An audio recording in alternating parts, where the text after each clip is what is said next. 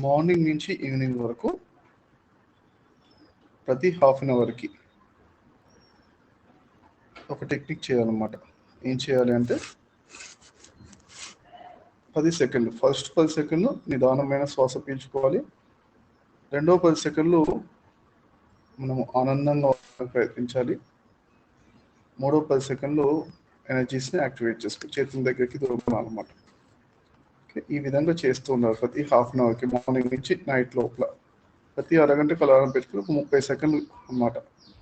మొదటి 10 సెకండ్లు నిదానమైన slow breathing, slow and long breathing. Okay, ఆ విధంగా. తర్వాత 10 సెకండ్లు మనం జస్ట్ వీలైతే చిరునవ్వు, బయట ఇంట్లో ఉంటే చిరునవ్వు, చక్కటి ముఖంలో చిరునవ్వు తెచ్చుకుని ఉదయం అంతా ఆనందంగా ఉంటాం.